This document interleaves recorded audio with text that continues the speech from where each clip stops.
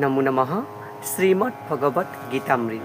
আজি শ্ৰীমদ্ ভগবত গীতাৰ সাংখ্য যোগ নামৰ দ্বিতীয় অধ্যায়ৰ ৬৮ সংখ্যক শ্লোক। শ্লোকভাগী হৈছে এনে ধৰণৰ: তস্মাৎ য়স্য মহাবাহো নিগৃহীতানি সৰ্বশঃ ইন্দ্ৰিয়াণীন্দ্ৰিয়াৰ্থেভ্যঃ তস্য প্ৰজ্ঞা প্ৰতিষ্ঠিতা। এই বিশিষ্ট শ্লোকভাগীৰ বক্তা হৈছে শ্ৰীমদ্ ভগৱত শ্ৰীকৃষ্ণ। ভগৱান শ্ৰীকৃষ্ণই স্থিতপ্ৰজ্ঞৰ লক্ষণ সম্পৰ্কে কোৱা প্ৰসংগত এই বিশিষ্ট শ্লোকভাগীৰ অৱতাৰণা কৰিছে সখা অৰ্জুনৰ আগত। শ্লোকভাগীৰ অসমীয়া অৰ্থ হৈছে এনে ধৰণৰ: গতিকে হে মহাবাহু অৰ্জুন, যিজনে ইন্দ্ৰিয়ৰ উপভোগৰ বিষয়বিলাকৰ পৰা নিজৰ ইন্দ্ৰিয়বিলাক সংযত কৰি আঁতৰাই আনিছে, নিশ্চিতভাৱে তেওঁৰ বুদ্ধিয়েই স্থিৰ হ'ব। এই শ্লোকভাগীৰ প্ৰসংগক্ৰমে ভাষ্যত বহুখিনি কথা উল্লেখ কৰিছে।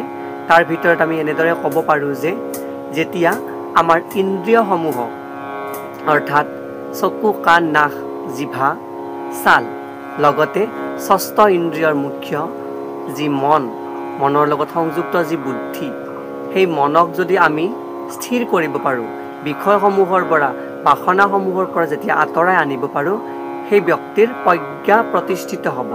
আৰু বিশ্বম্ভৰা যি প্ৰজ্ঞা, সেই বিশিষ্ট যি প্ৰজ্ঞা, তত্ত্ববৈখাৰদী যি প্ৰজ্ঞা, সেই প্ৰজ্ঞা বুদ্ধিত স্থিৰ হ'ব আৰু সেই ব্যক্তিৰ প্ৰজ্ঞা প্ৰতিষ্ঠিত হ'ব, লগতে তেওঁৰ বুদ্ধিও স্থিৰ হ'ব।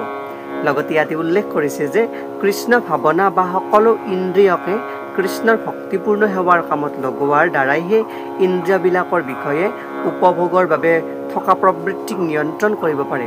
অৰ্থাৎ পূৰ্বৱৰ্তী শ্লোকতো উল্লেখ কৰা হৈছে যে কেৱল কৃষ্ণ ভাৱনাৰ মাধ্যমেৰেহে এই ইন্দ্ৰিয়সমূহক বিষয় বাসনাৰ উপভোগৰ পৰা আঁতৰাই আনিব পাৰি, কিয়নো তাক নিয়ন্ত্ৰণ কৰিব পৰা, প্ৰবৃত্তি কৰিব পৰা একমাত্ৰ মুখ্য মাৰ্গেই হৈছে ভগৱান কৃষ্ণৰ আৰাধনা।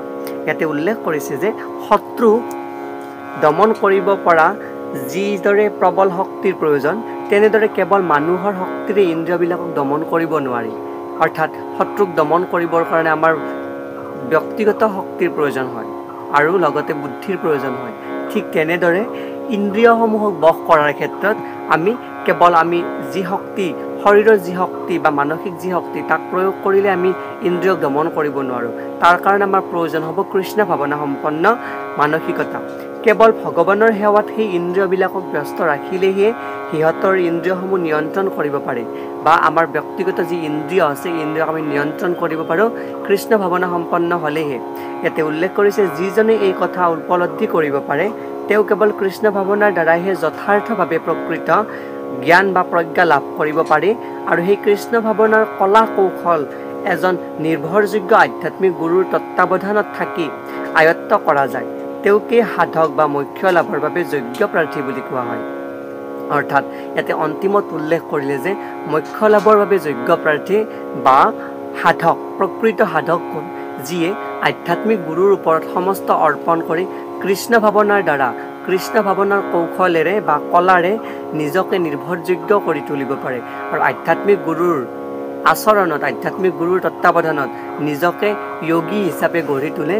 তেওঁৰ প্ৰজ্ঞা প্ৰতিষ্ঠিত হয় আৰু তেওঁকে যোগ্য প্ৰাৰ্থী বা সাধক বুলি পৰিচয় দিয়ে। সেই কোৱা প্ৰসংগত ভগৱান শ্ৰীকৃষ্ণই সখা অৰ্জুনৰ আগত এই বিশিষ্ট শ্লোকভাগীৰ অৱতাৰণা কৰিছে। ধন্যবাদ।